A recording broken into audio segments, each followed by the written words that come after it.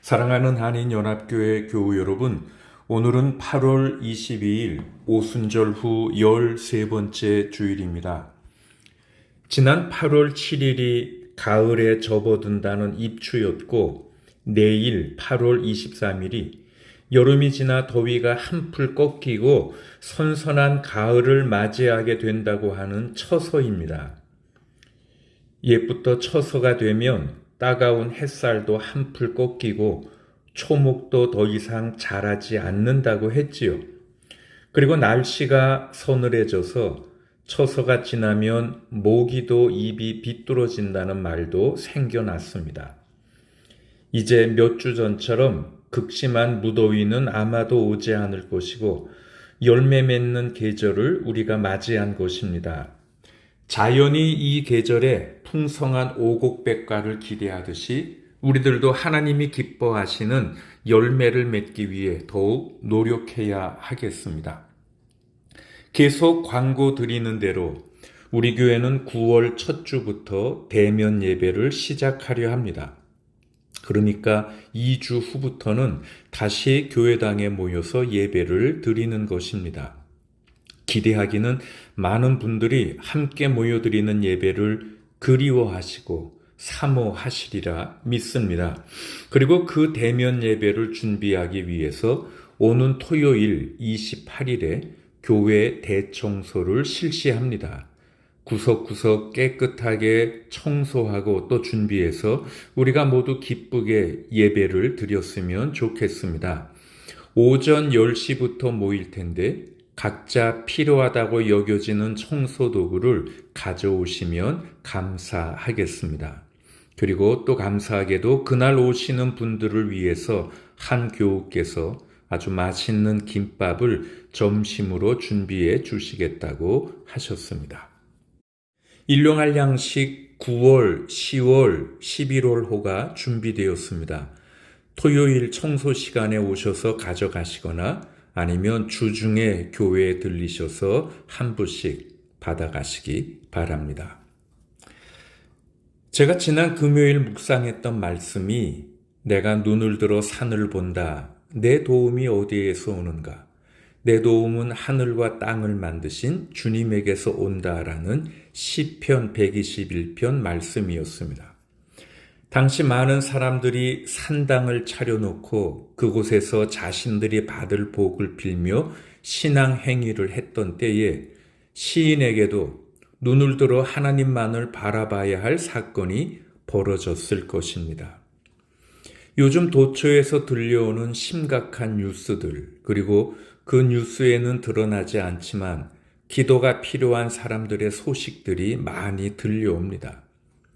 탈레반이 점령한 아프가니스탄에서 선교를 하고 있는 사역자들의 소식, 그리고 코로나 바이러스가 창궐하지만 백신이나 치료 체계가 제대로 갖추어져 있지 않은 저개발국에서 사역하는 일꾼들의 소식, 그리고 또 기도 제목들, 또 IT의 지진 소식과 물폭탄으로 고생하는 나라들의 소식 등, 그래서 우리도 시편 기자처럼 그저 눈을 들어 우리를 지키시고 도우시는 하나님을 향해서 기도하는 것밖에 없는 상황임을 깨닫고 또 고백하게 됩니다.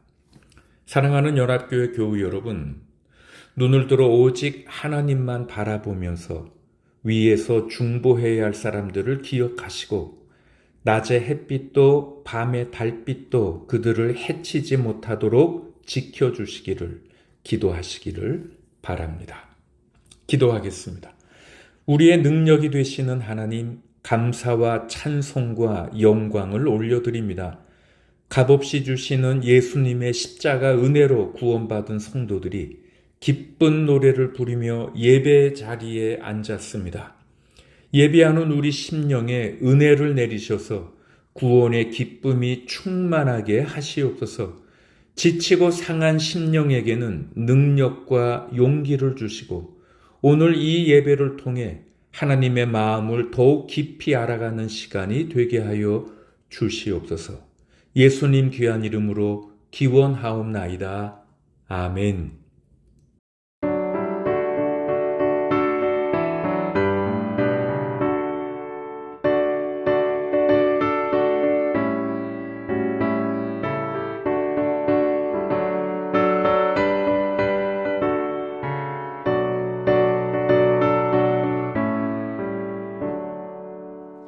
찬송으로 보답할 수 없는 그 사랑 주님께 영광 할렐루야 형제 자매 모두 함께 모여 찬송해 주님께 영광 할렐루야 하나님의 자녀여 크게 찬송 부르며 밝고 거룩한 길로 기쁨으로 나아가 주의 보좌 앞으로 속히 들어가겠네 주님께 영광 할렐루야 우리 받은 주님 은혜 한량없도다 주님께 영광 할렐루야 기쁜 찬송 부르면서 천국 가겠네 주님께 영광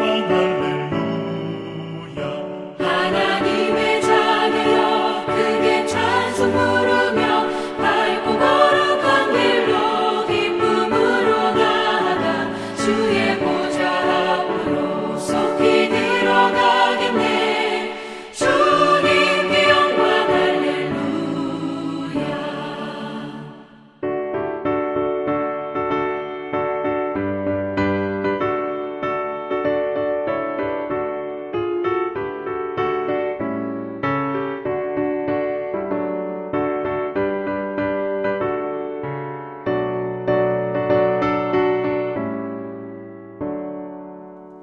잠시 후에 우리 모두 주를 보겠네 주님께 영광 할렐루야 영광스러운 보좌 위에 걸어가신 주님께 영광 할렐루야 하나님의 자녀여 크게 찬송 부르며 밝고 거룩한 길로 기쁨으로 나아가 주의 보좌 앞으로 속히 들어가겠네 주님께 영광 할렐루야 만국 백성 천국에서 소리 높여서 주님께 영광 할렐루야 영원토록 주의 공로 찬양하겠네 주님께 영광 할렐루야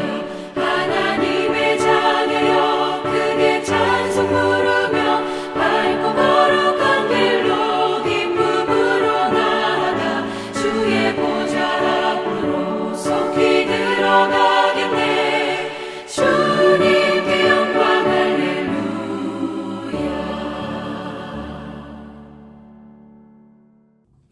오늘 하나님 말씀은 요한복음 6장 55절에서 69절 말씀입니다. 내 살은 참 양식이요 내 피는 참 음료이다. 내 살을 먹고 내 피를 마시는 사람은 내 안에 있고 나도 그 사람 안에 있다. 살아계신 아버지께서 나를 보내셨고 내가 아버지 때문에 사는 것과 같이 나를 먹는 사람도 나 때문에 살 것이다. 이것은 하늘에서 내려온 빵이다. 이것은 너희의 조상이 먹고서도 죽은 그런 것과는 같지 아니하다. 이 빵을 먹는 사람은 영원히 살 것이다. 이것은 예수께서 가버나움 회당에서 가르치실 때에 하신 말씀이다. 예수의 제자들 가운데서 여럿이 이 말씀을 듣고 말하기를 이 말씀이 이렇게 어려우니 누가 알아들을 수 있겠는가 하였다. 예수께서 제자들이 자기의 말을 두고 수군거리는 것을 아시고 그들에게 말씀하셨다. 이 말이 너희의 마음에 걸리느냐?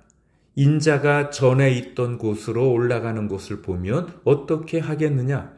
생명을 주는 것은 영이다. 육은 아무데도 소용이 없다. 내가 너희에게 한 이 말은 영이요 생명이다. 그러나 너희 가운데는 믿지 않는 사람들이 있다. 처음부터 예수께서는 믿지 않는 사람이 누구이며 자기를 넘겨줄 사람이 누구인지를 알고 계셨던 것이다. 예수께서 또 말씀하셨다. 그러므로 내가 너희에게 이르기를 아버지께서 허락하여 주신 사람이 아니고는 아무도 나에게로 올 수 없다고 말한 것이다. 이 때문에 제자 가운데서 많은 사람이 떠나갔고 더 이상 그와 함께 다니지 않았다. 예수께서 12 제자에게 물으셨다. 너희까지도 떠나가려 하느냐? 시몬 베드로가 대답하였다. 주님, 우리가 누구에게로 가겠습니까? 선생님께는 영생의 말씀이 있습니다. 우리는 선생님이 하나님의 거룩한 분이심을 믿고 또 알았습니다. 이것은 하나님 말씀입니다. 제20대 로마 황제로 셉티미우스 세베루스라는 사람이 있습니다. 이 사람은 용맹한 군인이었고 노련한 정치가이기도 했습니다. 그래서 로마 전제군주의 시초라고 불리우고요. 그래서 4세기 도미나투스라고 하는 전제군주정 체제의 원형을 제공한 황제로 또 2세기 동안 누적된 문제 해결에 노력해서 반세기 이상 로마 제국의 쇠퇴를 막아낸 명군으로 평가받고 있습니다. 그런데 역사가들은 이 세베루스 황제가 브리타니아, 즉 지금의 영국 원정 중에 죽음이 가까이 오자 가까운 사람들에게 이런 마지막 말을 남겼다고 전해줍니다. 나는 모든 것을 했다. 원로원, 위원도 했고 집정관도 했고 대장군도 했고 그리고 황제도 했다. 국가의 요직은 모두 거쳤고 임무를 충실히 했다고 자부한다. 그러나 이제 와서 생각해 보니 그 모두가 다 헛된 것 같다. 이런 말입니다. 여러분, 삶의 온전함을 추구하는 것이 하나님 중심이 아니라면 우리도 세베루스 황제처럼 이 세상을 다 얻은 것 같았지만 그 모든 것이 결국 다 헛된 것이었음을 발견하게 될 것입니다. 예수님께서도 말씀하셨죠. 사람이 온 세상을 얻고도 제 목숨을 잃으면 무슨 이득이 있겠느냐? 또 사람이 제 목숨을 되찾는 대가로 무엇을 내놓겠느냐? 우리는 정말 무엇이 의미 있고 가치 있는 것임을 알아야 합니다. 그렇지 않다면 우리들도 결국 내 인생은 다 헛된 것이었다고 고백할 수밖에 없을 것입니다. 여러분, 예수님께 와서 영생을 얻으려면 어떻게 해야 하느냐고 물었던 한 부자 청년을 기억하시지요?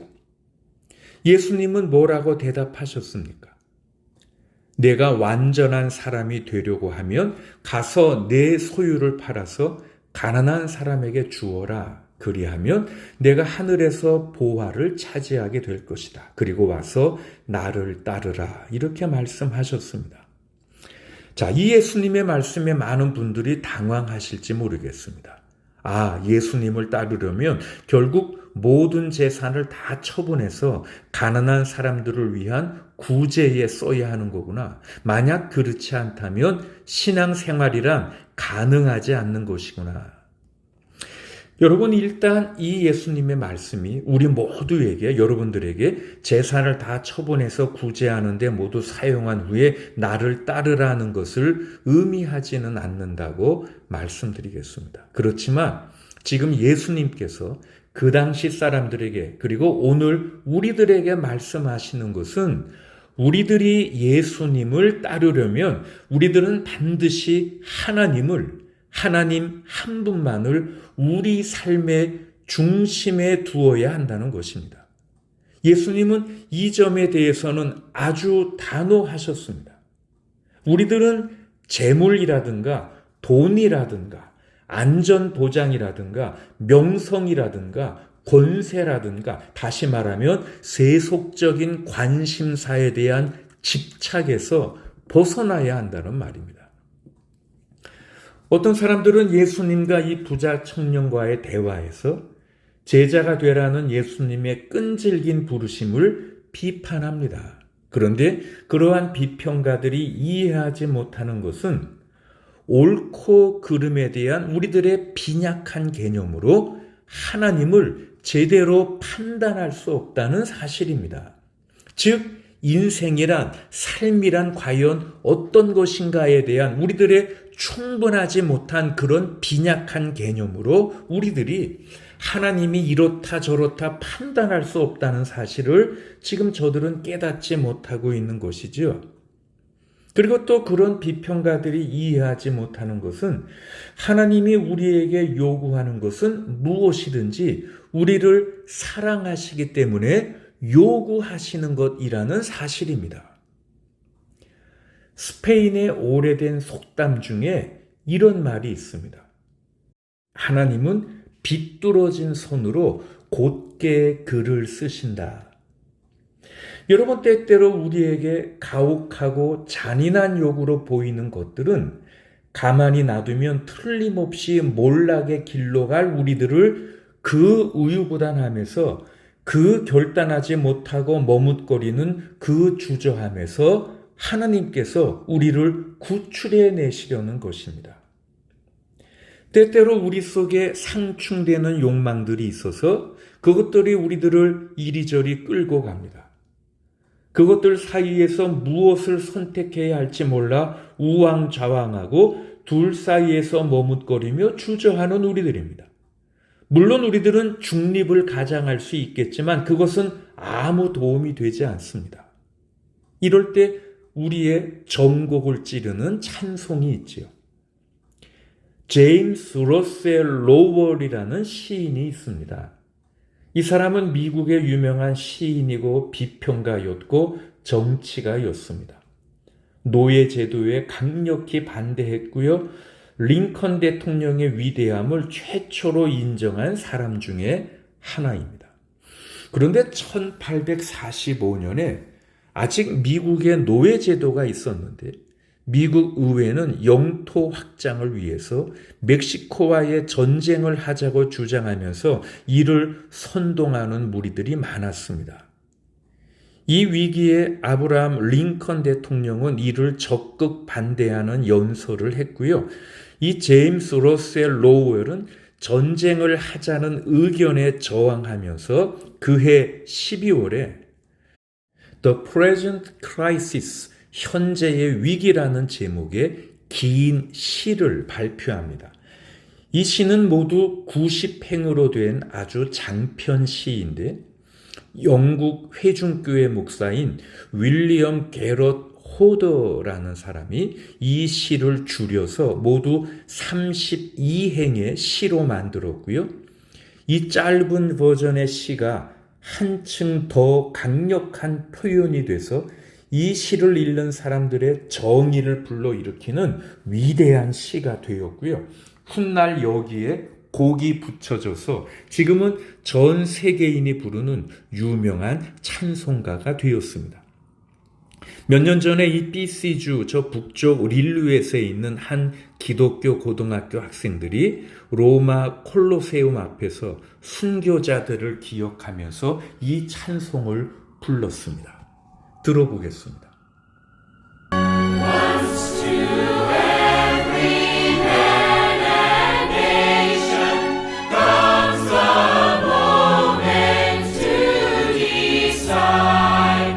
In the strife of truth with falsehood, for the good or evil side, some great cause God's new Messiah, offering each a bloom or blight, and the choice goes by forever, twixt that darkness and that light. 그렇습니다. 이것은 우리 찬송가 586장에 있는 어느 민족 누구게나라는 찬송입니다. 원문의 가사를 보면 이렇게 시작이 됩니다. Once to every man and nation, 모든 사람과 국가에 한 번 comes the moment to decide, 결정의 순간이 온다. In the strife of truth with falsehood, 진실과 거짓의 싸움에서 for the good or evil side, 선한 편과 혹은 악한 편을 위해서. 이런 말이죠. 러셀이 여기 모든 사람과 국가에 한 번 결정의 시간이 온다. Once to every man and nation comes to a moment to decide 라고 했을 때 그가 사용한 여기 decide라는 단어는 원래 끊다라는 뜻의 라틴어 데치데레에서 유래한 말입니다. 그래서 우리가 무언가를 결정한다, decide 한다라는 것은 다른 선택지를 끊는 것을 뜻합니다. 도로의 갈림길에서 한 길을 선택한다는 것은 다른 길을 선택하는 옵션을 차단하는 것이죠. 그것이 결단이고 선택입니다. 여러분은 이런 결단의 때에, 선택의 때에 제대로 결단하십니까? 사탄에 관한 이런 유명한 이야기가 있습니다.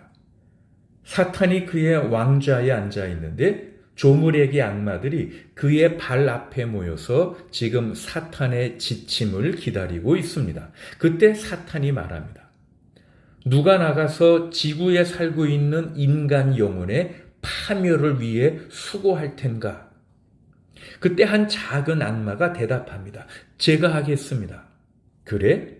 그럼 그들에게 뭐라고 할 건데? 이 첫 번 악마가 다시 대답합니다. 저는 인간들에게 하나님은 없다고 말하겠습니다. 그런데 사탄은 그 대답에 기뻐하지 않았습니다. 그 방법은 안 될 것이다. 지구상의 사람들은 하나님이 있다는 것을 알고 있단 말이야. 그러자 이번에는 다른 악마가 자원했습니다. 제가 지구상의 영혼들을 파멸시켜 보겠습니다. 저는 그들이 하나님에게 오기에는 너무 악하다고 사람들에게 말하겠습니다. 그런데 사탄은 이번에도 그 방법도 안 될 거야 라고 말하며 기뻐하지 않았습니다. 그들은 하나님이 죄인들을 하나님께로 초대하신다는 것을 성경에서 읽을 수 있을 거야. 세 번째로 또 다른 작은 악마가 나섰습니다. 저는 사람들에게 하나님은 있다고 말하겠습니다. 그리고 그들에게 원하는 만큼 복음을 들으라고 말하겠습니다. 그리고 그 복음들은 다 진리라고도 말하겠습니다. 하지만 그분께 오라는 하나님의 초대를 받아들일 마음을 정한 시간은 충분하다고 인간들에게 말하겠습니다. 사탄은 이 대답에 기뻐했습니다. 그런 다음에 모든 작은 악마들에게 명령을 내립니다. 지상의 사람들에게 가서 천국은 기다려줄 수 있는 것이라고 말하라. 여러분, 우리 중 많은 사람들이 겪는 문제는 하나님을 삶의 중심에 두기로 결정하고 나면 왠지 우리가 바쁘게 된다는 것입니다. 참 이상하죠. 우리가 뭔가 잘 믿어보려고 마음 먹고 제대로 신앙생활 해보려고 단단히 결심하고 그래서 평소 잘 안 읽던 성경도 읽고 기도 시간도 가져보고 매사에 하나님의 뜻을 추구하려고 하고 그런데 왜 갑자기 더 바빠지는 건지요? 마음이 산만해집니다. 우리는 하나님께 예스라고 몇 번이고 말할 기회를 얻지만 자주 그것들을 지나쳐버리거나 넘겨버립니다. 그런데 여러분, 우리들은 하나님을 우리 삶의 중심에 두려는 결정이 단 한 번으로 끝나는 그런 once for all 결정이 아님을 이해해야 합니다. 오히려 그것은 세상의 온갖 스트레스와 유혹 가운데서 매일매일 예, 그렇습니다, 주님. 내 뜻이 아니라 주님 뜻입니다. 내 삶 속에 들어오셔서 나의 주인이 되어 주십시오라고 매일매일 말하고 결단해야 하는 그런 것입니다.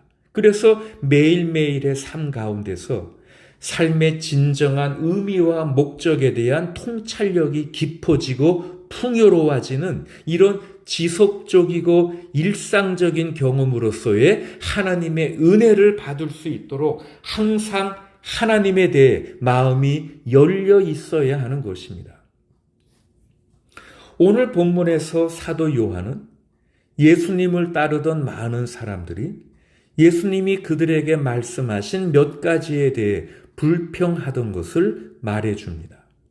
우선 그 첫 불평가들은 인생에 대한 삶에 대한 그들의 빈약한 관념으로 하나님의 말씀을 판단하려 한 실수를 저지른 것이죠. 그리고 그 결과를 이렇게 말합니다. 이 때문에 제자 가운데서 많은 사람이 떠나갔고 더 이상 그와 함께 다니지 않았다.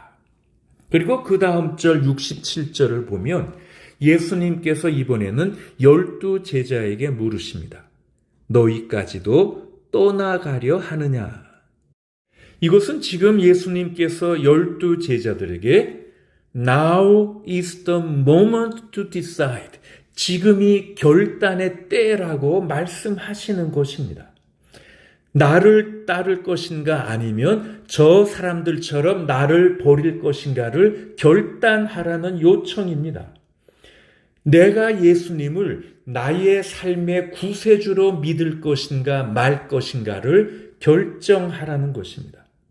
내가 그냥 이렇게 믿는 둥 마는 둥 교회 생활을 할 것인가 아니면 제대로 확실히 확신을 가지고 열정을 가지고 믿음 생활을 제대로 할 것인가를 결단하고 결정하라는 요청인 것입니다. 그래서 너희까지도 떠나가려 하느냐고 제자들에게 물으신 것이지요. 그러자 시몬 베드로가 제자들의 대표격인 베드로가 대답합니다. 주님, 우리가 누구에게로 가겠습니까? 선생님께는 영생의 말씀이 있습니다. 우리는 선생님이 하나님의 거룩한 분이심을 믿고 또 알았습니다. 오늘 하나님을 떠나서 행복을 추구하는 것이 필연적으로 권태와 좌절과 우울과 그리고 결혼과 가정의 심각한 문제로 이어진다는 사실을 많은 사람들이 깨닫고 있습니다. 오늘 많은 사람들이 결국 돈이 인생의 전부가 아니라는 사실을 깨닫고 있습니다. 결국 명성은, 인기는 인생의 전부가 아닙니다. 권력은 인생의 전부가 아닙니다. 사회적 지위와 위신은 인생의 전부가 아닙니다. 여러분, 예수님은 우리들에게 하나님께서 우리 삶의, 우리 인생의 가장 중요한 분이라고 늘 말씀하셨습니다. 주 예수 그리스도를 통해 드러난 하나님의 사랑을 내가 받아들이고 하나님과 평생 사랑의 관계에 들어가는 것이 우리 삶에서 가장 중요한 핵심인 것이죠. 그리고 이렇게 우리가 하나님의 사랑을 받아들임으로써 우리는 더욱 온전해지는 것입니다. 하나님께서 우리에게 의도하시고 목적하신 바를 성취하는 그런 유니크하고 가치 있고 의미 있는 아름다운 인생이 되는 것이지요. 그리고 이런 온전함으로부터 다른 사람들을 내가 사랑하고 섬길 수 있는 힘이 나옵니다. 그들을 조종하려는 것이 아니라, 그들을 지배하려는 것이 아니라, 그들의 생명을 빼앗으려 하는 것이 아니라, 그들을 이용해 먹으려고 하는 것이 아니라, 그들의 삶을 풍성케 하고 풍요롭게 하는 방식으로 사람들을 사랑할 수 있게 되는 것입니다. 우리의 삶을 통해서 우리들이 이런 사랑을 이웃들에게 베풀 수 있는데, 그런데 그것은 오직 우리들이 하나님과의 사랑의 관계라는 든든한 반석 위에 견고하게 서 있을 때에만 가능한 것입니다. 사랑하는 교우 여러분, 실은 하나님께서 주도권을 잡으신 것이지요. 하나님께서 그분을 우리들에게 주셨습니다. 아들을 보내주셨습니다. 우리가 하나님의 이름을 부르기 전에 먼저 우리들의 이름을 불러주셨습니다. 우리가 하나님을 사랑하기 전에 먼저 우리를 사랑해 주셨죠. 이제 하나님은 우리들이 그분에게 우리의 삶을 집중시키길 원하십니다. 하나님을 우리 삶의 중심에 두기를 원하십니다. 우리가 그런 삶을 결단하기를 기대하십니다. 이것이 복음이 우리들에게 들려주고 있는 말씀입니다. 하나님은 우리들을 그분과의 사랑의 관계로 초대하십니다. 그리고 우리는 이 초대에, 이 복된 소식에 기꺼이 응답해야 합니다. 우리는 선택해야 합니다. 우리는 기꺼이 결단해야 합니다. 그래서 시몬 베드로처럼 우리도 우리 마음속으로부터 기꺼이 말해야 하겠습니다. 주님, 우리가 누구에게로 가겠습니까? 주님은 영생의 말씀이 있습니다. 우리는 주님이 하나님의 아들이심을, 하나님이 보내신 구세주이심을 알고 있습니다. 그러나 여러분 꼭 기억하십시오. 천국은 마냥 기다려주지 않습니다.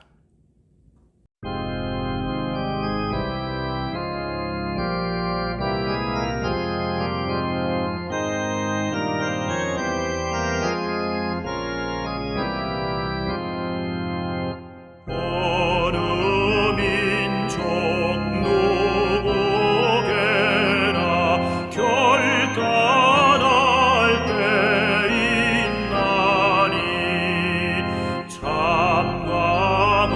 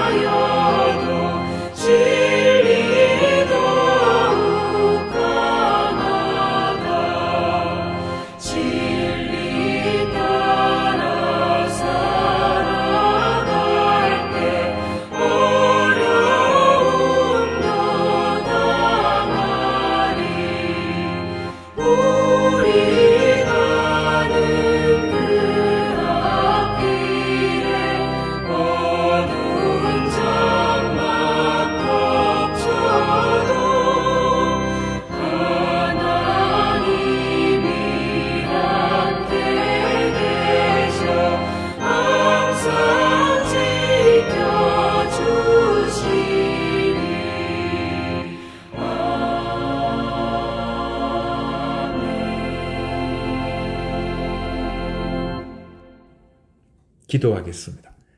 사랑의 하나님, 모든 사람들에게, 모든 민족들에게 한 번은 결단의 때가 옵니다. 우리 인생에도 하나님이 개입하셔서 나를 따르라 초대하시고 우리의 결단을 요청하십니다. 그러나 우리들은 마냥 미루며 주저합니다. 하나님이 기다려주심을 알기에, 하나님의 넓은 사랑과 자비를 알기에 하나님 초대의 긴박성을 인식하지 못한 채 내일이 오늘처럼 당연히 오리라 생각하며 너무나 자주, 너무나 많이 하나님에 대해 예라고 할 기회를 지나쳐 버립니다. 주님, 우리들의 이 어리석음을 용서하여 주시옵소서. 천국이 마냥 기다려주지 않음을, 하나님의 초대의 문이 닫힐 때가 있음을, 내가 내일의 주인이 아니며 내가 내 인생의 주인이 아님을 깨우쳐 주시옵소서. 그래서 오늘 이 초대가 내 삶의 마지막 초대일지 모른다는 생각으로 하나님과 사랑의 관계로 나를 부르시는 주님의 음성에 응답하게 하시옵소서. 결단하게 하시옵소서. 주님, 우리가 누구에게로 가겠습니까? 주님은 영생의 말씀이 있습니다. 이 고백이 우리 모두의 고백이 되게 해 주시옵소서. 세계 곳곳에서 들려오는 슬프고 가슴 아픈 소식에 저희들은 다만 하늘을 향해 고개를 들어 기도할 뿐입니다. 안타까운 마음으로, 때로는 분노와 절망의 심정으로 눈물을 흘리며 세계 곳곳에서 벌어지는 재난과 폭력과 살육의 현장을 바라보며 기도합니다. 보호하시는 주님, 지키시는 주님, 간절히 부르짖는 호소를 들으시고 도와 주시옵소서. 어두움은 결코 빛을 이기지 못하며 악은 결단코 선을 이기지 못한다는 그 진리가 사람들에게서 점점 희미해져 가지 않도록, 그 작은 희망이 꺾이지 않도록 하나님 역사하시고 주님의 공의와 평화를 이 땅에 이루어 가시옵소서. 이제는 우리 주 예수 그리스도의 은혜와 아버지 하나님의 크신 사랑과 우리로 하여금 믿게 하시고 결단케 하시는 성령님의 사귐과 치유하심과 인도하심이 사랑하는 모든 교우들 위해 상하고 찢긴 온 땅들과 심령들 위해 이제부터 영원토록 함께 하시기를 간절히 축원하옵나이다. 아멘. 주 나를 지키시고 그 얼굴